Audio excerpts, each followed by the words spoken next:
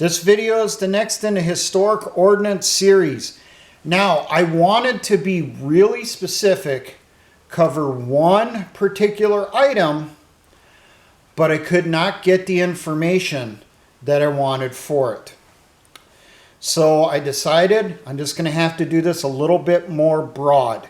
So it's going to be on rifle grenades. And I'm going to give you a little bit on how they work, how they're set up, and that. Now, first off, there's basically three general types of rifle grenades, and this is based off their intent. First off here, this is an example of fragmentation. This is a Yugoslav M60P1. This has the strength of about a single hand grenade. I wanted to do the video on the improvised versions that was done in Yugoslavia during the Bosnian Civil War. There was news stories on it. We had manuals that gave us some technicals on that stuff when I was in the military in the 90s. But you cannot find that information now if you try doing a search. I spent a few weeks trying to find it, and I broke down to do this. But on the M60 here, what really makes this unique is on the back of the round here, there's a little plastic plug to protect the channel here that the launcher goes in. And inside that plug is the high strength blank cartridge that you would need to launch that anti-tank or that rifle grenade. So that when you got that grenade, you wanted to fire it, popped off that cap, pulled out the blank, put that rifle grenade on the end of the launcher, you pulled the safety pin, jacked out the live round from your rifle, dropped the magazine, put that live round by the chamber, let the bolt go forward to chamber it, you fired your round. Now right below this, we have an example of an anti-tank rifle grenade. Remember, the names for these came out a long time ago. Nowadays, we'd probably just call it anti-vehicular because you're not going to put a hole in a tank with something like that anymore. This particular one is an example of the US M31 high explosive anti-tank rifle grenade. This has a shaped charge inside to punch a hole through the armor. The information I found on it said it could defeat 150 to 200 millimeters of rolled homogeneous armor. So your old style tank armor before it started becoming composites. Now down at the bottom here, the last category is chemical. And in chemical, you have really two main types. You have smoke for either marking or obscuration, and you have riot control. With riot control, you're primarily talking CS or tear gas. As you see here, on the back of the body, you'll usually have some type of ports, which will be covered until the fuse goes off. And when the filler inside starts burning, it starts emitting from those ports. Now I'm going to show you some examples of launchers. This top one is a US M7. This was issued for the M1 Garand rifle. You did not keep it on the rifle at all times. I know in some of the newsreel footage you'll see guys running around with those on the end of your rifle. They only did that if they were getting ready to fire a rifle grenade. Why? This thing, when you connected it onto here, there's a little nipple or something, if you want to think of it here, that pushes down into here, activates a special plug that rifle has inserted into it. It cuts off the gas supply to your operating rod and stuff down in here so that all the gas goes through the barrel to project the rifle grenade. So it will not eject the spent casing. So the rifleman, the grenadier, he would keep this in his pocket till they needed to fire a rifle grenade. He then pulled it out, put it on the rifle click, put that rifle grenade on there, push down on the end block clip inside the mag well in the back of the rifle, slip that blank cartridge in there, let the bolt go forward without taking off a finger, and then fired off his rifle grenade. This down here is an example of an SKS which came with an integral grenade launcher on the end. Now, how something like this worked, you can see the sight here. When that sight is flipped up, normally it's stored down across the top of the gas tube. When you flip it up, that shuts off gas supply, or at least it's supposed to. Some of these, actually looking at this one has the switch right on the gas tube, which is right here. So when it's going this way, it's closed off. When it's straight up and down, it should be open to allow gas to cycle through to cycle the rifle. I know there are some AKs that I came across. The sight was the lever to turn off the gas. I thought this was one of them, but looking at it now, it's not. So, you know, you had the M60 rifle grenade. You went through, put it on there, lifted up the sight, flipped your gas switch to shut off your gas tube, loaded your blank, fired it, opened up your the switch to allow the gas to cycle, jacked out the spent cartridge, and continued using your rifle as normal. This stayed on the rifle. This was part of it. There are AKs that use the exact same design. The Yugoslavs did a lot of stuff with rifle grenades back in the Cold War. Rifle grenades are launched by means of a special blank cartridge. It is overstrengthed. A normal blank cartridge like you would use in training really didn't work. It did not give you very much range. That special blank cartridge, that overpowered blank, would give you a range to around 200 meters. Supposedly some rifle grenades could go out to 300, but 200 seems to be about the average, which is considerably farther than you can throw a hand grenade. All right, so now we're going to go into a little bit on some of the technical stuff.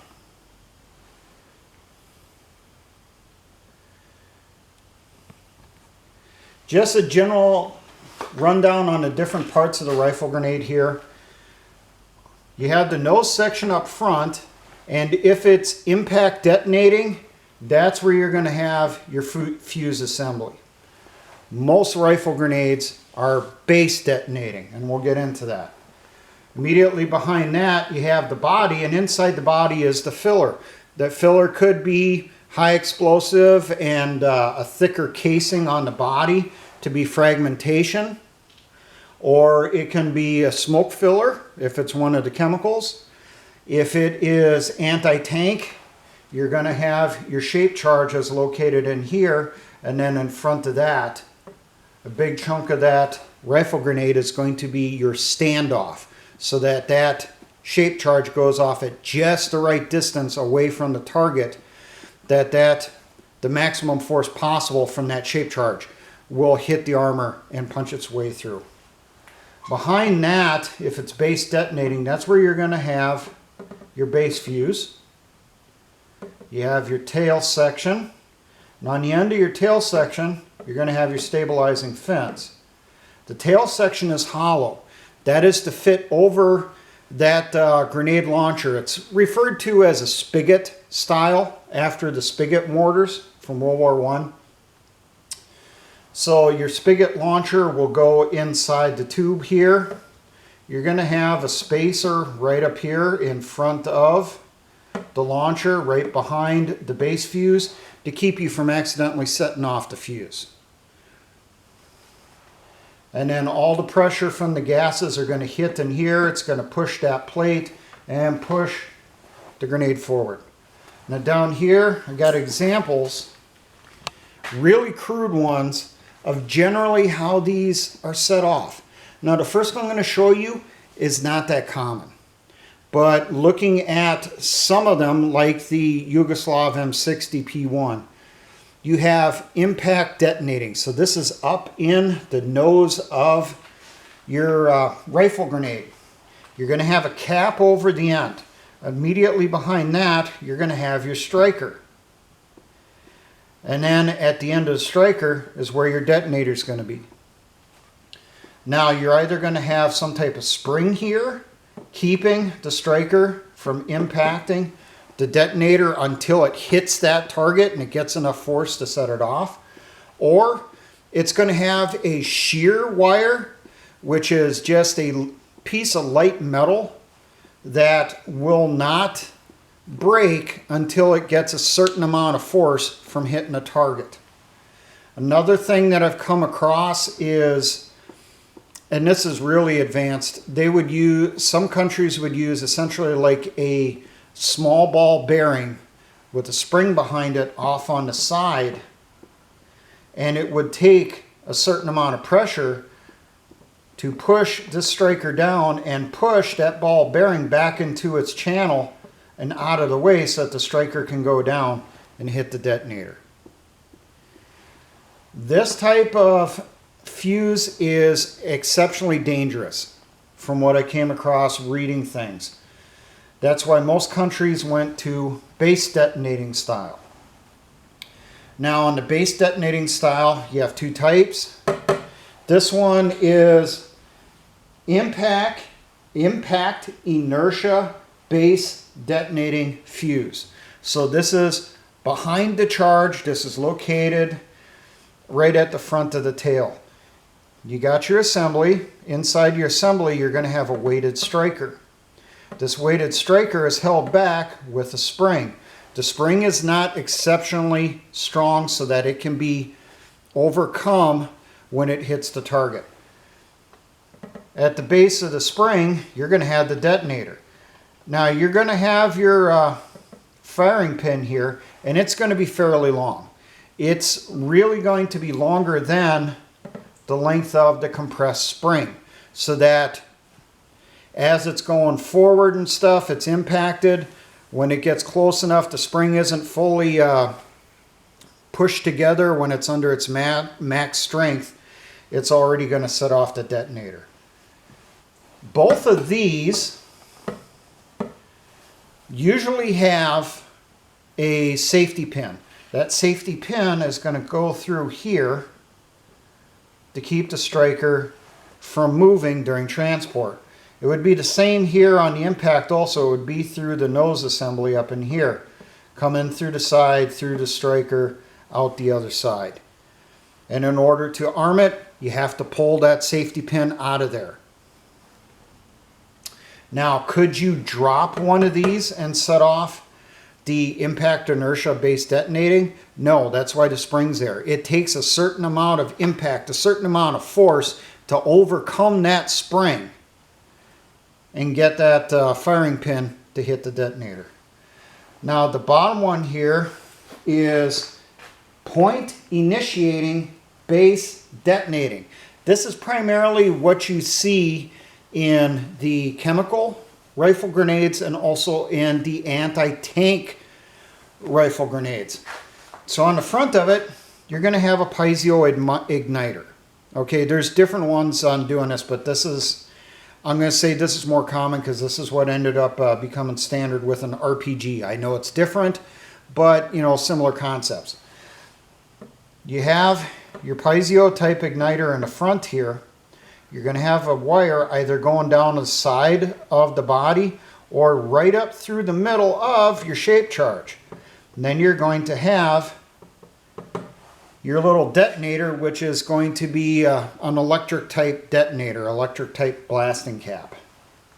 So we hit our target with the end here, creates the charge in the igniter. The charge goes back along that wire, comes back, sets off the detonator back here, and the detonator starts detonating the shape charge. The force moves forward, The front of the cone comes in, increasing your the force created, your blast force, and it creates that jet that tries to push through the armor. And you have here an empty space in front of the shape charge, which is the optimal standoff distance for that size shape charge. So most of the information I could find on improvised rifle grenades, I could only find it from a law enforcement report from like the early 1980s, and it was referencing improvised ones that had been captured in Vietnam, Central America, and South America, and ones that had been captured from terrorist groups in the Middle East. According to them, most of the rifle grenades that were captured used the impact inertia base detonating fuse because it's safer for the person employing it. Now, I'm not going to give you enough specifics here that you can immediately run out to your garage and create one. I'm giving you the general information. And I have to throw this in here. Do not take this information, build one of these, and use it. Or even have it on hand. Because you will break multiple federal and state laws. You will get caught, and you will go to jail for an extremely long time. But let's say that invasion happens. Those Chinese paratroopers come out of the sky.